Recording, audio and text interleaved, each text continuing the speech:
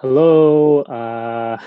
Was totally forgot where I go to go live, so here I am.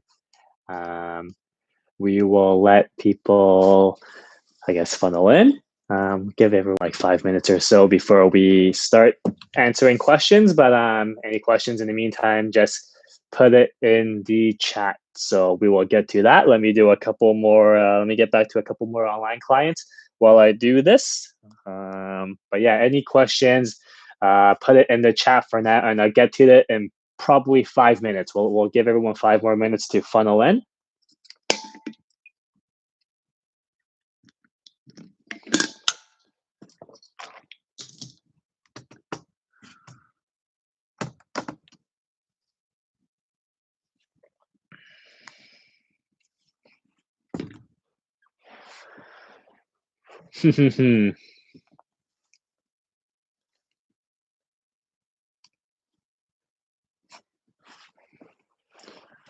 Yeah, people funneling in. Nice to see. Thanks for tuning in, everybody.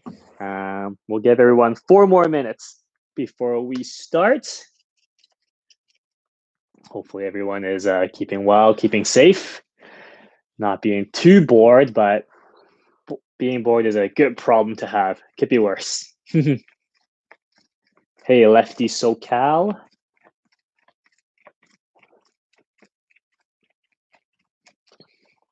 Just rolling my leg here. It's been kind of tight. Not being able to go to the gym, but still doing extra exercises at home and try to keep it loose, keep it moving. But what can you do?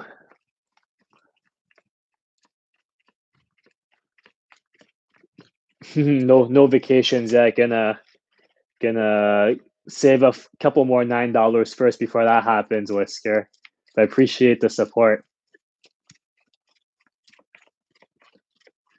Hey Ricardo, what's going on? Yeah, we can go for a walk. So I'll go for walks. Well, not really. I've probably gone on like too many walks at the moment, just staying inside. I'll go for walks when I go film. In the park. But aside from that, that's the only walk I have done so far up to this point. Hopefully, we can go back out sooner rather than later. Hey Joseph, yeah, it did go quite well. So hopefully, you keep doing that and keep uploading the videos so we can keep an eye on it.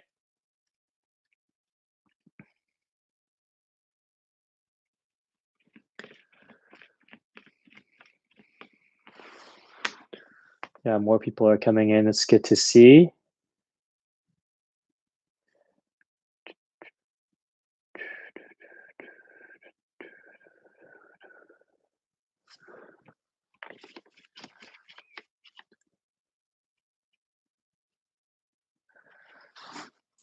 Hey Craig, you'll have to take it up with him. No suggestions on that one.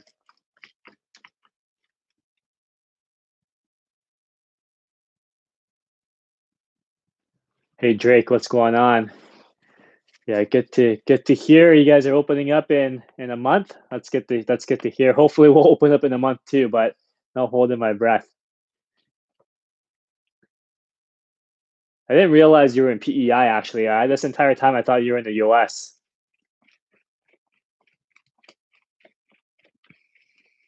Yeah, we'll give everyone another minute before we start.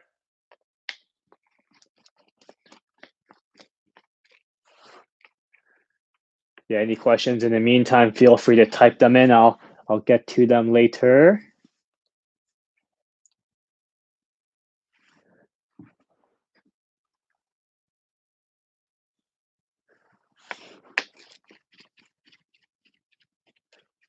Hey Dean, thanks for dropping in. Any questions, type it in the chat. We'll get to them when we can. I'm gonna actually go grab some water in the meantime. I'll be right back. I'll go grab some water.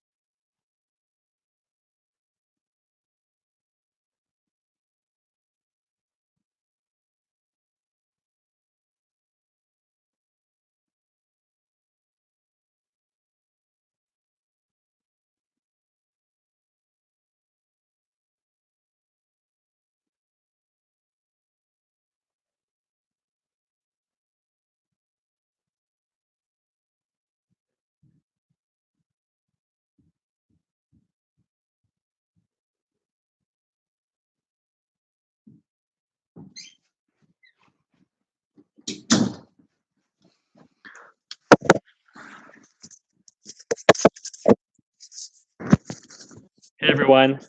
I am back. Everyone can hear me, right? Your phone's still working? Let me just double check. Let me go open up the video so I can make sure the volume's still in. Yeah, should be good. Okay.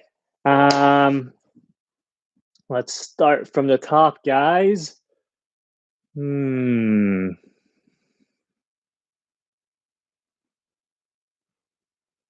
Yeah, definitely not swimming in any lakes with any gators, Craig.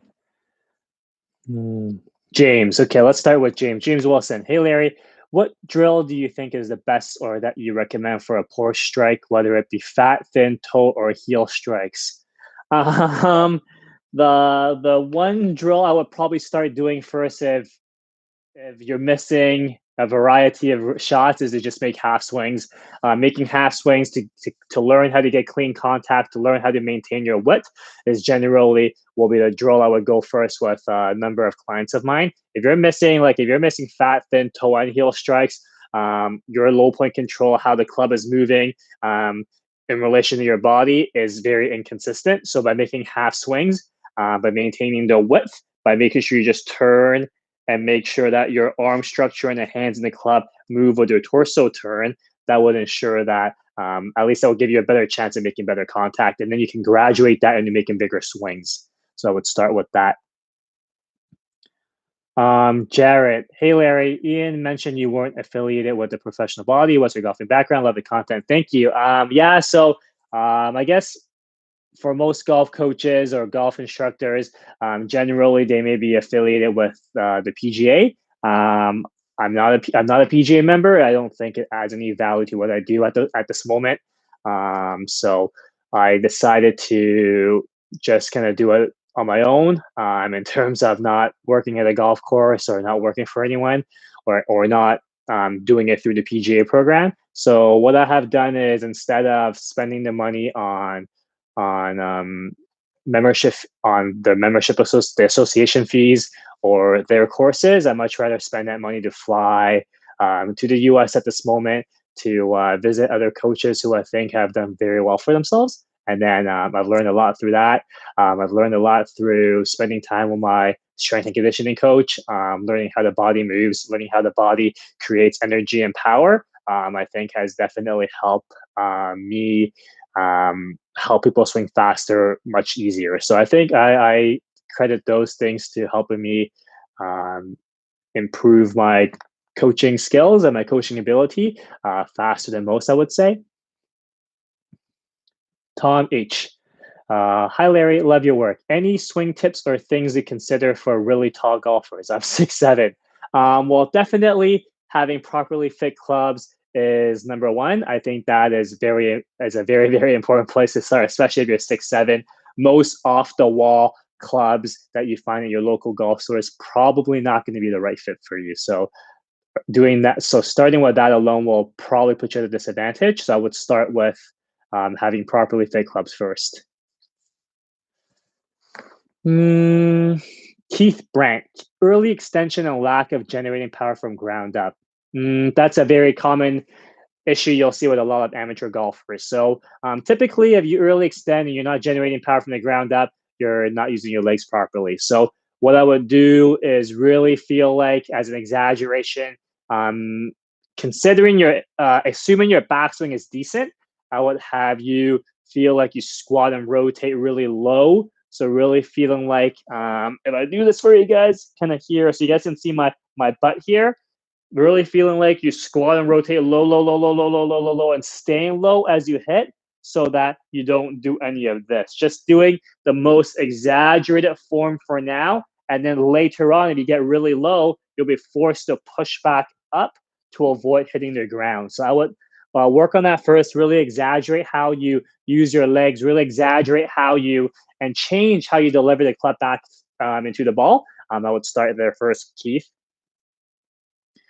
When you squat in the downswing, are your knees even? If you laid a club on top of your thighs, would it be pointing down the line? So at the top of the backswing, assuming you are a right-handed golfer, we know from the down the line view that we can see your left leg here and your right leg is lost flex. When you start the squat and rotate, you can see my knees change flex. My right leg regains flex, and the pelvis at the ball should be somewhat even. And then, yes, the if you put a club on my thighs, the line or the club would point down the line. And then after that, it would start opening up more, and that club will start pointing left as you rotate further along in the downswing. Craig, I have a real hard time with my tempo. I can take a nice, slow, smooth backswing, but can't find a proper trigger to start downswing with legs. Worked on half swings last night, 100 shots, so that definitely helped my strikes. Hard to say without seeing it, Craig. If I were to guess right at the top of my head, I would suggest really loading up the trail. I'm assuming you're a righty. I'm just going to say you're a right-handed golfer, Craig. If you really load up the inside of your right foot, not letting anything go to the outside, load up the inside of your right foot, 80 to 100% pressure. And by having that, you can really dig into the ground. So if this was your right foot, really dig into the ground and torque clockwise, torque your foot clockwise, your right foot clockwise, because you're accumulating all the pressure on the inside of your right foot. That'll help you dig deeper and dig the ground. That should help you start the downswing with your legs. That is what I would recommend you trying first if that is your issue.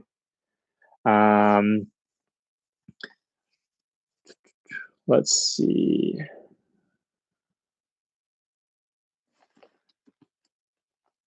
Yeah, correct. That O's question. I'm assuming that's Oren. If that's my client Oren, they have the same initials. That's a good question for you. That's definitely very applicable to you. Woods core, struggling with a pull, any good drills to fix?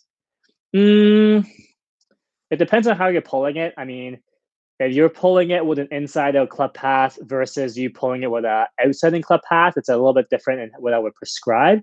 But generally, if you are struggling with a pull, first things first is having the club face more square. So I would try to, without changing anything, I would try to make the same swing, try to make the same downswing, but just try to finish with straight arms and club pointing at your target.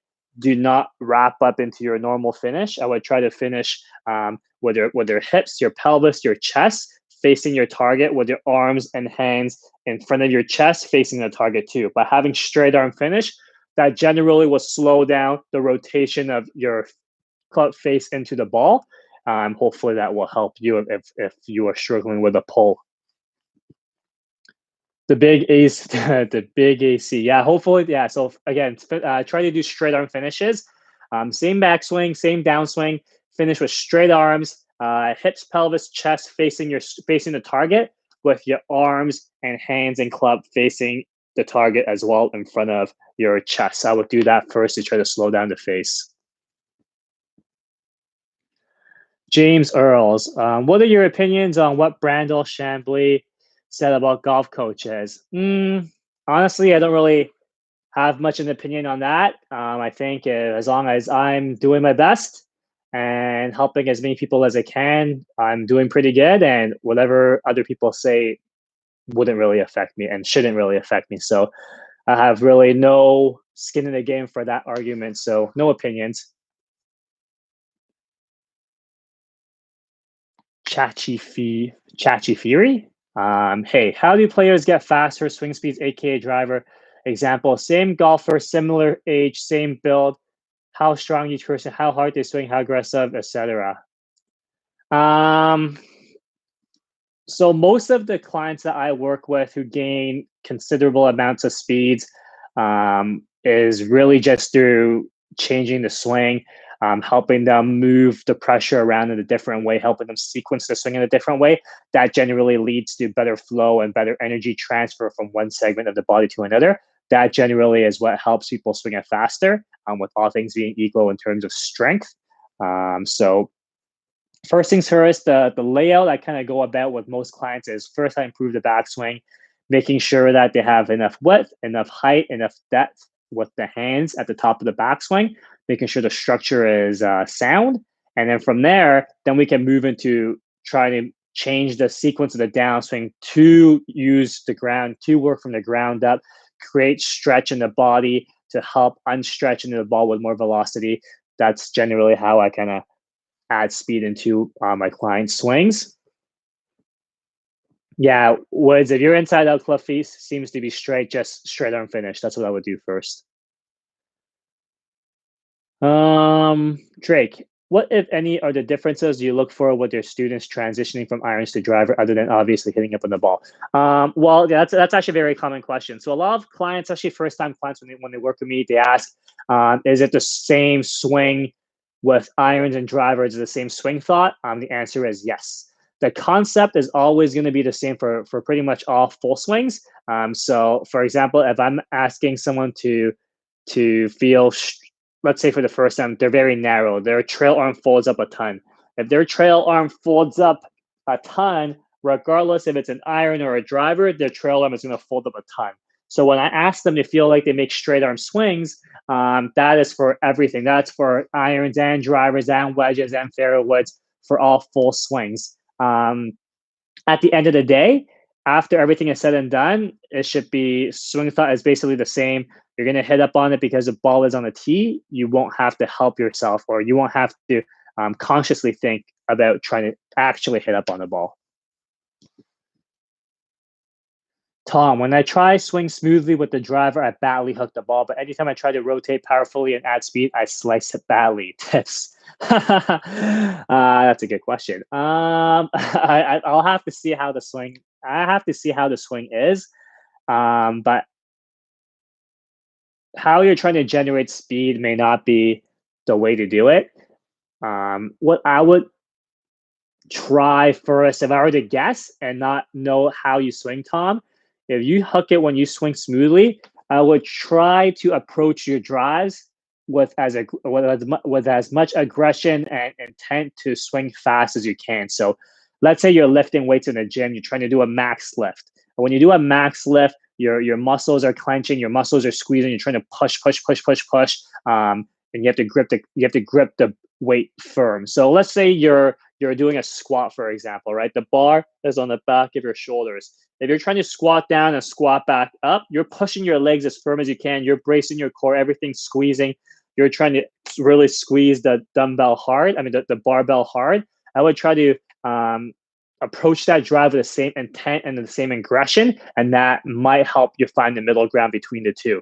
Because how it sounds like you're trying to create speed with just you rotating, it sounds like everything is getting too loose. Things aren't as engaged and firmed up, which is why your wrist gets really loose and then the face gets really open. So I would try that to start as a guess. Graphics.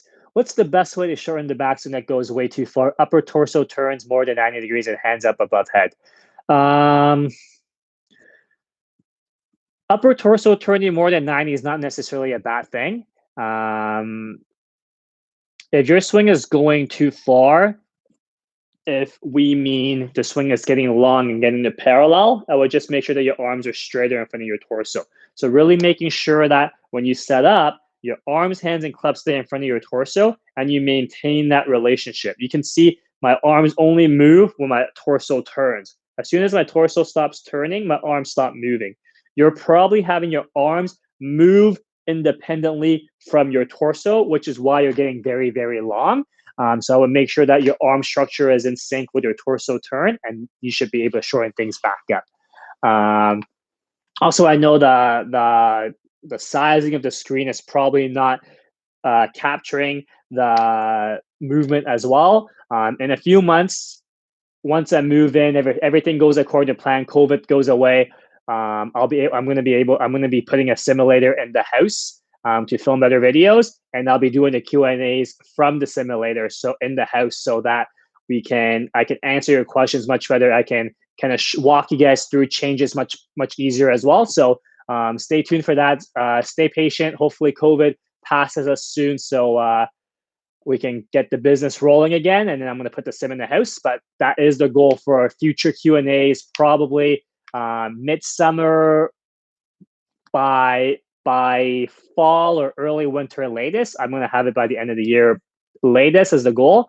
That will help answer questions a lot more in the Q&As with showing you guys what to do. So stay patient for now. Accept this little box for now in the room while we're in quarantine, but things will get better for the Q&A. So stay tuned for that. Spotify Lee, hi, I am contacting you from Seoul, Korea. Hello, hello. Do you put pressure on your core from the moment of your backswing? Thanks for everything. Not really. It's I start clenching and kind of activating it as I start my downswing. I don't really feel much in the backswing to say. I mean, if you turn, so if you start your backswing and turn, you're gonna feel some stretch because the upper body is turning more than the lower body. So you can see if my lower body goes one way, my upper body goes the other way, I'm gonna feel stretch and it starts firming up because it's going different ways or different directions. So when you start the backswing, you may feel a little bit of stretch just because the backswing is turned more than the upper body is turned more than the lower body, but you won't feel the tension and the squeezing and the contraction of your core until you start transition and into the downswing, in my opinion.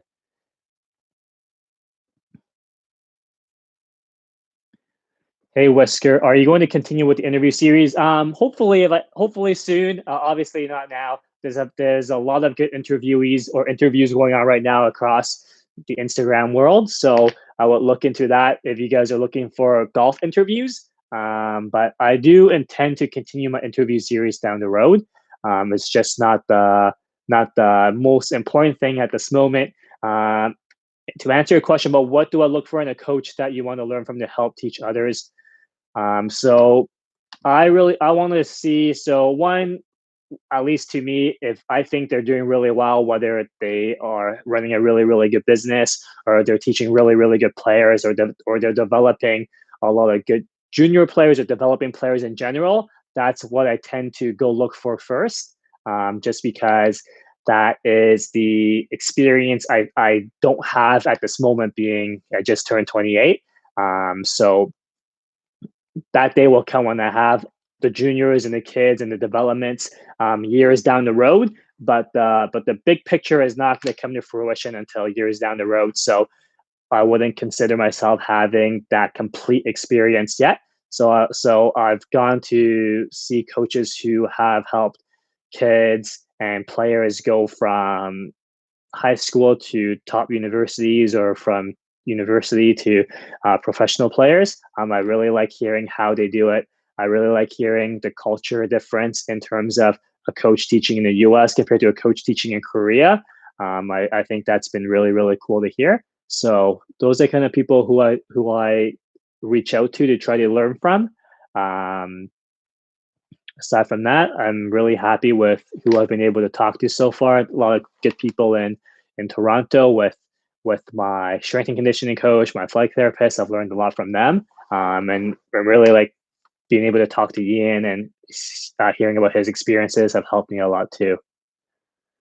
Chachi, yeah, Ian and Matt being 10-mile difference. Yeah, so honestly, a lot of it was just sequencing differently, improving the backswing first, and then teaching them how to use the ground properly in a downswing, helping them sequence things differently, and then start trying to rev up the aggression level in terms of how much activation they have in their bodies during the downswing. That's how I usually try helping players add 10 miles plus into their swing speed. The big AC. Can you explain your online lessons? Would it be better to have a launch monitor? Good question. So typically, how an online lesson goes is, let's just say it's you and me. I'll create a space for us on the Coach Now app.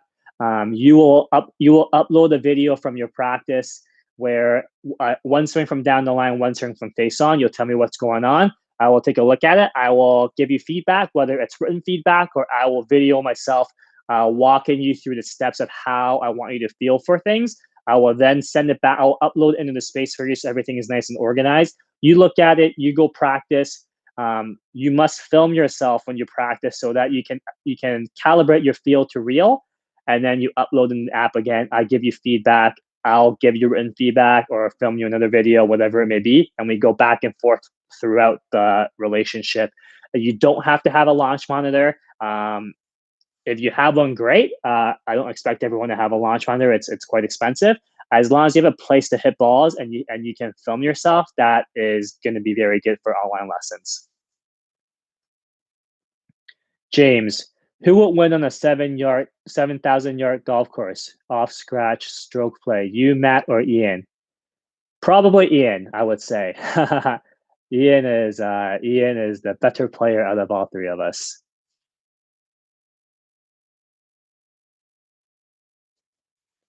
Wedge, when practicing the squat and my shot, I find my front foot ends on my heel, but points towards the target after follow through. Does this mean I'm not transitioning my weight forward enough? No, it sounds like you actually may get to your front foot a little too early, which is why your left foot's shifting like that. I would try making sure when you squat and rotate more into your trail foot first. That will help you angle the push back up and around so that you can hip extend and pelvis punch a little bit more efficiently. And then your left foot wouldn't twist like that or twist as much where it starts facing the target. Is it okay to think of hitting a topspin forehand down the line with your right arm? No, I don't really like that because then your right hand could turn over too much, and that could be an issue with face delivery, not returning the face square in a predictable way. Have you had the opportunity to test the Playmate yet? See if it has benefits, anything you're leading clients towards. Yes, I know you don't like training aids. Yes, I don't like training aids. I still haven't tested the Playmate myself yet. I have a few clients who have used it. Looks okay so far, but I try to do things as much as I can without training aids. So not much to say aside from what I've just said about that.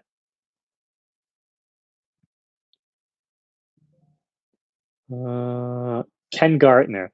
Any ideas on how to get the hands and arms higher in the backswing? I struggle with getting much stretch, which limits my speed. So you should, so you can see if you, assuming you're a right-handed golfer, right? If you turn, I would break your swing into two pieces. So all you would do is when you set up your arms, hands, and club is in front of your chest, I would try turning as much as you can, stop, and then just lifting your hands as high as you can. The turn will help you get your hands deep.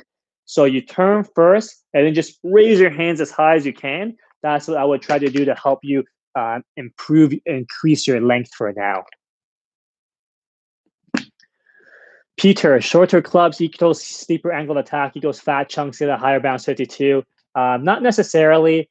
It could just mean you're pulling your hands down more than the longer clubs are. I don't think a higher bounce is going to automatically fix that, Peter. So I would probably look at not pulling your hands down as much, or just try to feel like you're thinning them as a band-aid.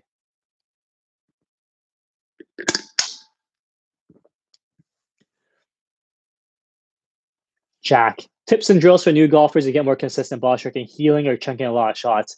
I really like making half swings for a lot of players, regardless of level, whether it's beginner or a more accomplished player.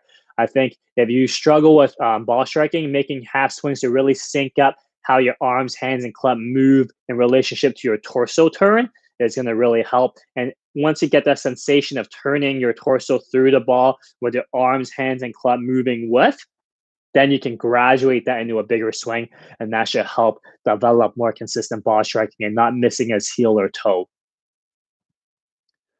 Paul, hi Larry. In my downswing at shaft parallel, I detect some tilting to the right in my upper chest and shoulders rather than purely turning perpendicular to the swing. Two-way miss, any drills?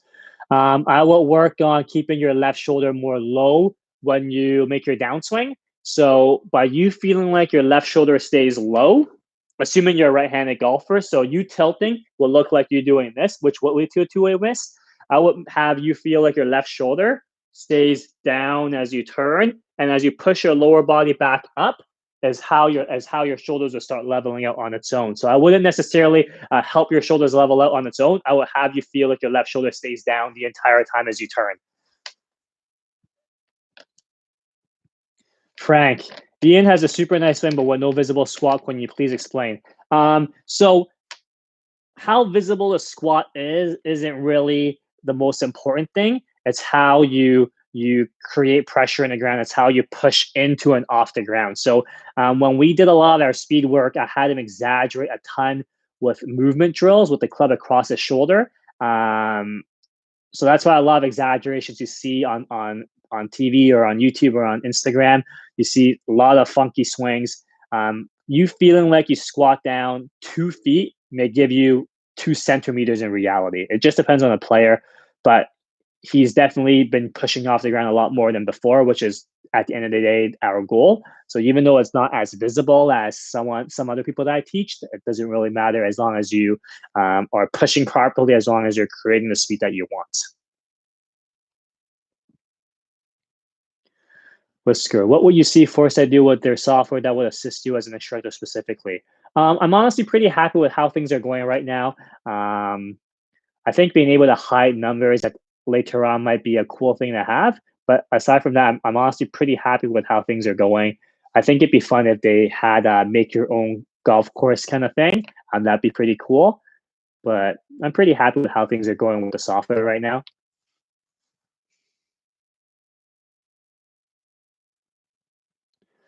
Dean, how do you measure grip on the club prior to the swing so you have the correct length to help eliminate fast shots? Honestly, just getting properly fit with a good club fitter will help solve a lot of those issues. I'm not too picky in terms of where you are gripping it on the club.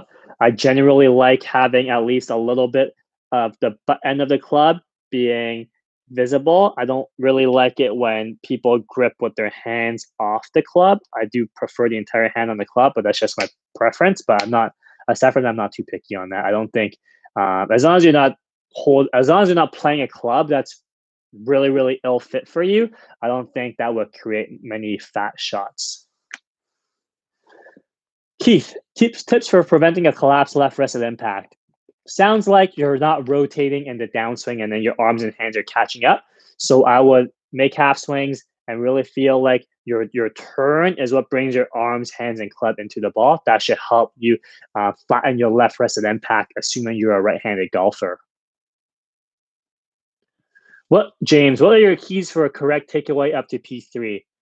Generally, less form rotation. I think a lot of amateur players have too much form rotation. So as a righty, if you form rotate clockwise, that's generally what gets the shaft going back really flat. So by feeling no form rotation, you can see the club, it's either on my hands or slightly outside. I don't mind if it's slightly inside, as long as you go up and the shaft is steep and at P3, a shaft at arm parallel, the butt end of the club, if you draw a line down, it still points inside the ball. So it usually is just not form rotating so much. Kirk, when I do your straight arm drill, I notice I have less wrist angle than I did with my regular backswing. Is that by design or should I add hinge? That's kind of a bit of both, but do not add hinge because once you start making bigger swings, the hinge will come back in on its own. So don't add hinge to that straight arm swing.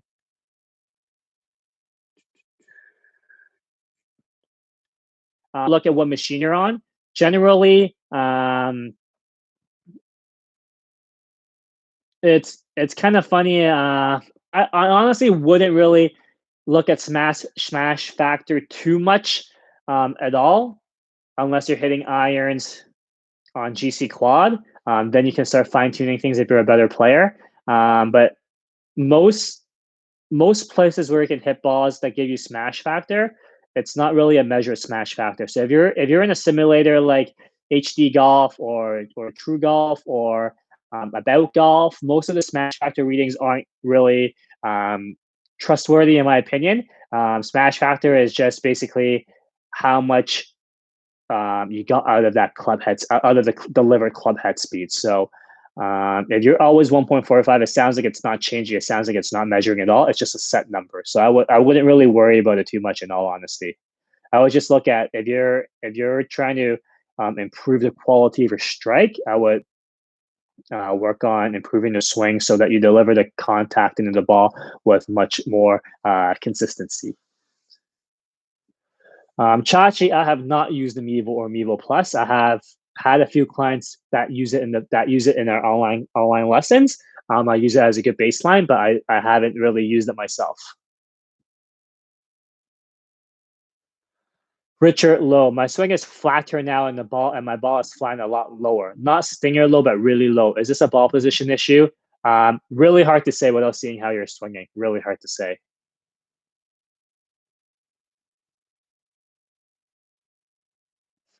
Graphics. Couldn't tell in your grip videos. How do you want your elbows? Do you want them rolled upwards? Hands would go straight upwards if you let go of club, or downwards plus adding strength to a strong grip.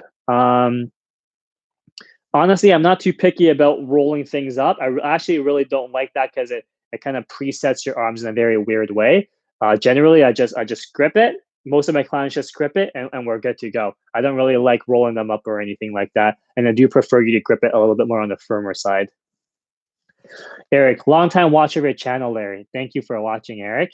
I seem to have a problem with going inside out path and always have a little over the top. Any drills for getting inside out? Oh, so you're having an issue not being inside out because you're over the top. If assuming you're a right-handed golfer, I would just try to feel like you loop your arms, hands, and club as behind you as you can. So if you're over the top, things are coming in front of you. I would try to loop it behind so that the club comes from way more behind and low, so that you're going to be more inside out. It's going to feel very weird, Eric, but it's going to be the bigger the exaggeration, the easier it is to make a change in the delivery of the club. Hey, Brandon, good to hear from you. You're still kicking around. Yeah, Brandon's done really well so far in the online coaching. We put a pause on it so far just because of COVID-19, but we'll resume when he can resume. But that guy hits it really, really far. Hits it really, really far. We started 7 iron ball speeds. His 7 iron ball speeds were like in the 130s, and then it's gotten up to he can max it at 150 just for fun. He's not going to play at 150, but he's averaging in the 140s now, which is crazy for a 7 iron. So we're gonna have to eventually um, think about how to play golf soon. But it's good to see he's added a lot of good changes to a swing so that it can help him raise the ceiling for potential with the driver and just being more consistent in the delivery so that the ball flights are more consistent. Especially when you're at that high of a speed, we want the ball flight to be as predictable as we can make it. Whisker gears. Do you see it as a tool which may help you demonstrate lessons to clients? Honestly, like gears is pretty expensive. I don't think the return on investment is actually very. It's not very viable. So I love to spend some time on gears. I haven't had the chance to spend time on gears yet. So hard to say. Cool to have, but hard to say at this moment for me personally. Ben, I don't have a playmate. I'm just not really a training aid guy, but I have heard good things about the playmate. I'm just not a training aid guy, so I can't really give you any of my feedback on it, unfortunately. Hendrix, love the channel. Thank you. Working on early wrist hinge. Should I focus on hinging right wrist as quickly as possible until range of motion stops? Assuming you're a right-handed golfer, it really depends on the player. I have some players who early set the wrist. I have some players who late set. I have some players that gradual set. It really depends on the overall movement. So I'm not too picky on any of it. James, to get the club more in front of the hands at P6, would you recommend getting the club steep in the backswing more laid off? Every action has a reaction. Well, I mean, I do prefer to get the club head steep in the backswing and have it react from there. I'm not really at P6. The club isn't really going to be in front of the hands. I mean, I like it slightly behind the hands at P6 if I was being really picky. But as long as you have a steep backswing, a steeper club backswing, you are already ahead of most. In terms of having a good repeatable swing.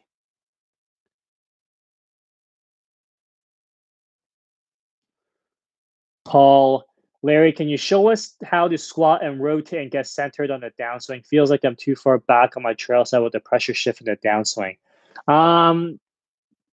Hard to say. I know a lot of people, and I have a lot of people exaggerate staying on their back in the rehearsals. But what I like to feel like for me personally is at the top, I'm 80% at the top in the inside right foot. From here, I stay 80% as I get to pelvis at the ball, and then I react from there to push back up and around. I don't go to my left foot as early feel-wise. I need to go on a pressure plate. I need to go on a force plate to really measure myself out. But even when I had a body track, I was on my trail side for a lot longer than what most people say, but I've had good success with that. Hendrix, best way to dial in driver settings, loft weight configuration without launch monitor. Hard to say. You gotta go on a launch monitor. If you want to dial it in to the numbers to get feedback, you need a launch monitor. Aside from that, I would, if you're able to, I would hit multiple balls on a hole with the same golf ball and just try to dial in like that. You gotta keep the variables constant, but if you don't have a launch monitor, it's hard to do. It's hard to just hit 10, 20 drives on one single golf hole with the same golf ball. So that will be the only option if you don't have a launch monitor, to dial it in with any sort of predictability. Matt's 7-iron bossy is basically my driver. His 7-iron bossy would be like that for a lot of people's drivers, actually, Ben. Dane, I have a good plane, but I get past parallel and my wrist break down at the top. What is a good sense of feel and drill to work for a proper position at the top?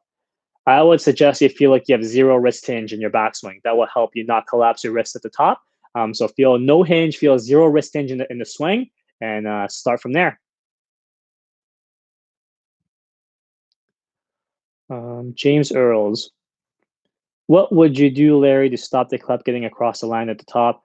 My main thought is to pick the club halfway through the backswing. I would just feel like if you're crossing the line at the top, that would have you forearm rotate in the last 20% of your backswing. So you can see the less forearm rotation I have, the steeper the club is. So if I make a backswing feeling like I have zero forearm rotation, the club gets across the line. If I forearm rotate, the club gets more towards the laid off spot or more online. So I would feel like you forearm rotate the club the most towards the top of the backswing and see if that helps you fix the cross the line issue that you might have. You're welcome, Eric.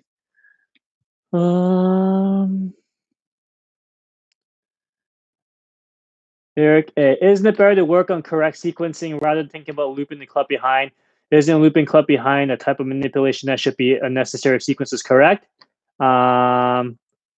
Really depends on what you're working on. If you're someone who's always come across the top, no amount of proper sequence is going to make you go is not going to just suddenly fix your outside end club path or you're over the top. If you're over the top, you have to feel a manipulation to get it not across the top. So I don't think just working on correct sequencing is the be all end all. Is not as easy to fix issues as you make it sound to be.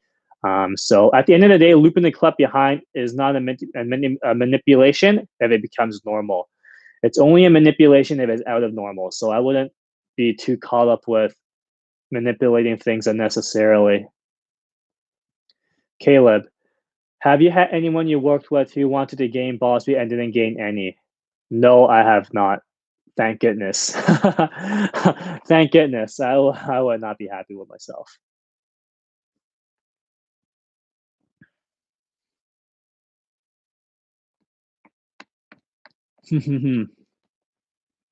One day, Whisker. Yeah, I know the playmate's supposed to help you steep to shallow it, but I'm just not a fan of training aids. I think there's some things about it that just doesn't. I think it does a really good job at first glance to help you stay wide and to create width in the backswing. I just don't like how you shallow the club though with the playmate. You're not really inputting a command into the golf club. The club is the training aids kind of doing it for you, and I really don't like training aids that do things for you because you don't learn how to do it properly. But I do think it helps you maintain width really, really well. That I really, really like about that.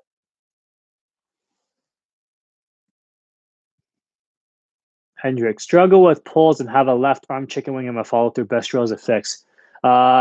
Make swings feeling like you have straight arm finishes. If you chicken wing, your arms are overtaking the rotation of your body in the downswing. So I would definitely recommend you finishing with straight arms to help you slow down the arms overtaking. So really make sure that the torso and the lower body keeps turning through so that your arms are long in the finish.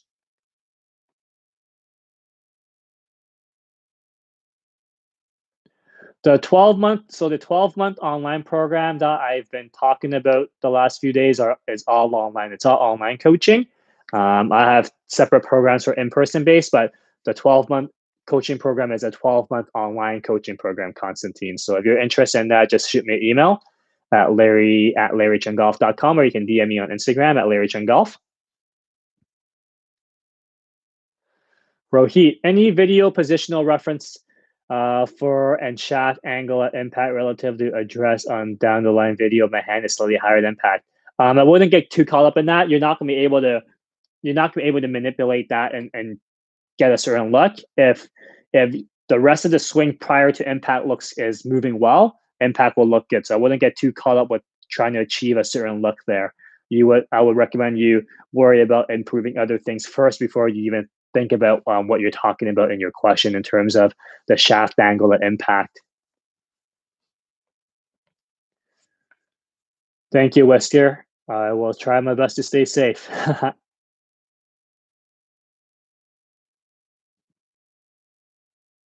Robert's swing has come a long way. Robert Kovalon's swing's come a really, really long way. Really, really happy to see what we've been able to do with him. Really easy guy to work with. Very, very good.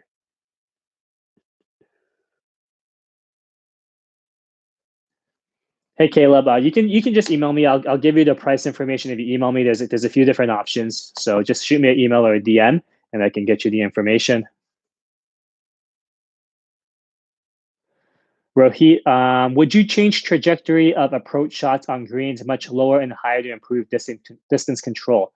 Depends on the level of player. If you're a better player, sure, you can try to play around with it, but I generally try to just approach most shots with a stock shot.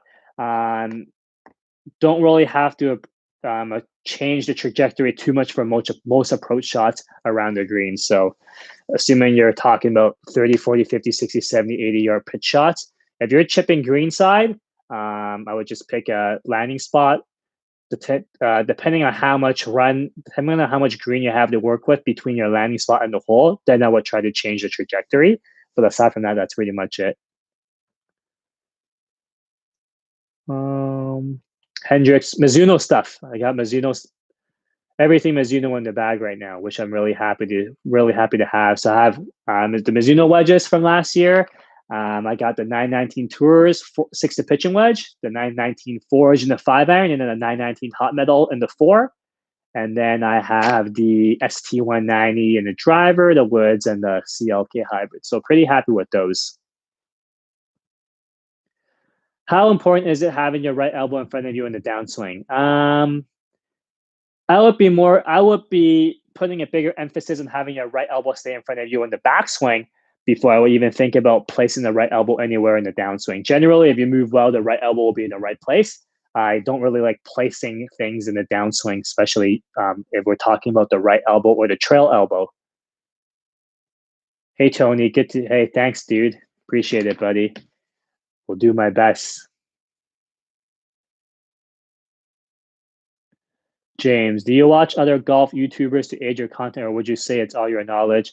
I don't really watch other golf YouTubers. I mean, obviously I'm trying to grow my channel to the best of my ability. I'll definitely watch other channels who have grown fast to see how they're doing things. But in terms of content, in terms of how I present the videos, in terms of the feels and the tips, it's generally what I've kind of come up with how I teach my clients. But I'm sure there's a lot of similarities between good coaches.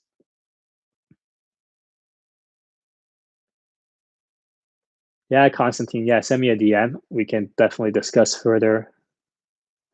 Tom Mitch, what golf coach has had the most influence in your philosophy? I don't think I can put a single golf coach to answer that question.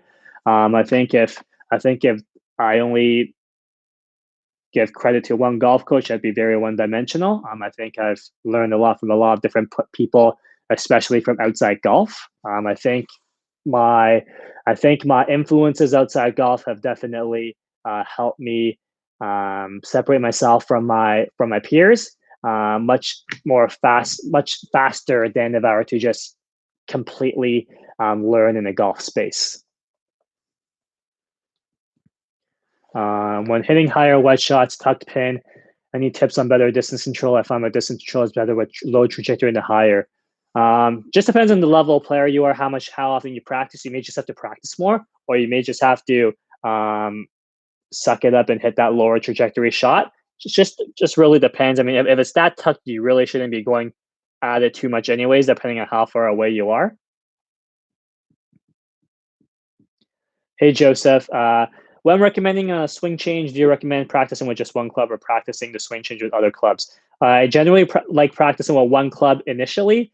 And when the swing change, when the movement is pretty much there, then we can move along to the other clubs. But if we're still working on the change, on the swing, if we're still implementing things, I generally do that with just one club.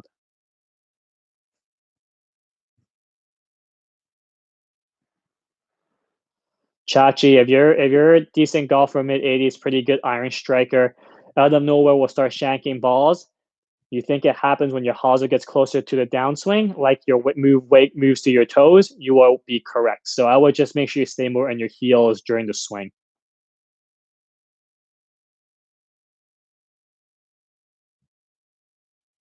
Caleb. So even someone who has been doing super speed golf for 3 years, you will be able to help them gain speed. I have a goal of getting 165 ball speed. Currently 155 to 160. I have an ugly backswing. It's again, I can't guarantee anything because I don't know how you swing. But if you have an ugly backswing, you're probably losing speed somewhere. So I could probably help you out. Juan Alvarez. Hi. Any drill to keep the left elbow straight during backswing? I always reach the top with a bend. I'm assuming you're a right-handed golfer. Walma, if your left elbow is bending at the top of your backswing, it means your right arm is probably bending too much. So I would try to keep your right arm straighter. That way your left arm will be straighter as well. Now this chat has gone up pretty smoothly right now. Maybe I'll wrap it up. Yeah, there's a few more questions. If you have any more questions, leave it in the chat now. If not, I'm gonna wrap it up with what I see, and then we'll talk to you guys next time. Um, Frank, you are doing excellent job. Thank you, Frank. Appreciate it. Gonna keep trying my best to make it better and better. So keep watching, hopefully. Henry, what are your thoughts on Mike Adams and his bioswing dynamics? Thoughts? I haven't had a chance to look at it yet. I would like to one day, but I haven't had a chance to look at it yet. Obviously, he's very good at what he does, though. Paul, any tips to practice to build up top speed? It's still player dependent. If your swing is good, if your swing is like technically good, I would just recommend you swing as fast as you can. Work on movements outside of the golf swing that helps you create flow and fluidity to help you sequence energy from one segment to another segment. If your swing is not technically sound, I will work on making sure your swing is more technically sound first before doing that. Eric, when looping around for practicing inside out, do you think I'll find myself chunking balls at first? Maybe it may be a possibility, but again, just depends on how you're looping it. Graphics was fitted and bought new clubs last fall. Viewed a recording of my swing last week after watching many of your videos, and now have a lot to fix, namely a chicken wing at impact. Well, I need to be refitted. Tough to say. Without knowing how you swing, with no previous relationship with you, and not knowing how you swing it, it's really hard to say. Of the 9 shot shapes for heat, you find low fade the toughest, natural shape, slight fade. Any tips? Don't try to hit the low fades. The toughest shot to hit. I would just try to be really good at one shot. You can play really good golf just playing one curvature. I definitely don't recommend trying to play 9 different shots. Just stick with one shot other than 9. You're welcome. Oh, Jordan Douglas, why do people hit hybrids low even though they have a decent amount of speed? I don't think people hit hybrids low. It may be a perception, and maybe your perception. I generally wouldn't think people hit hybrids low. If anything, hybrids go high. Actually, that's what they're designed for, is to lift the ball higher in the air compared to a traditional long iron. You're welcome, guys.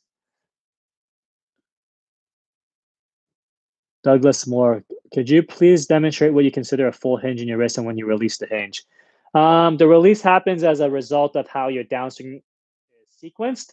A proper full hinge would just be roughly from the face-on view, 90 degrees of hinge, lead wrist flat, trail wrist bent. That's what I kind of like. If you have a 90 degrees 90 degrees angle between the shaft and your lead arm at the top of the backswing, that is what I would consider a full amount of hinge, and I wouldn't really recommend more than that.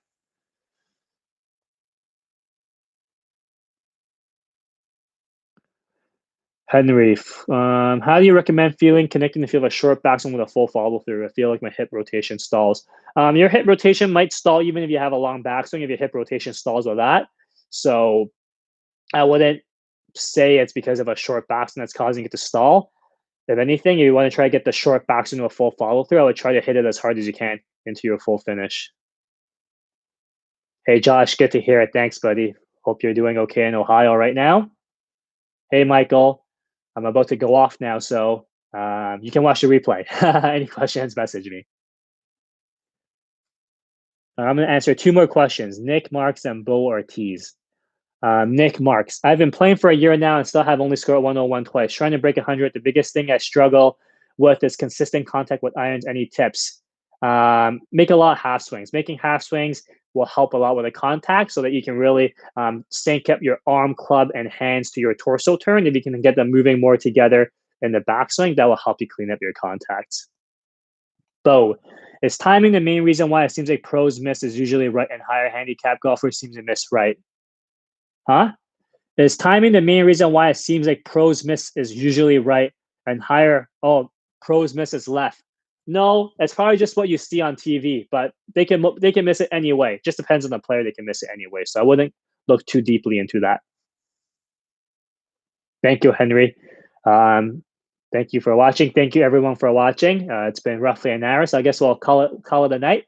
I'll do this again probably in the next couple weeks, and again, hopefully later in the year, I'm going to be able to do a better Q&A once I have the sim set up in the new house. So stay tuned for that.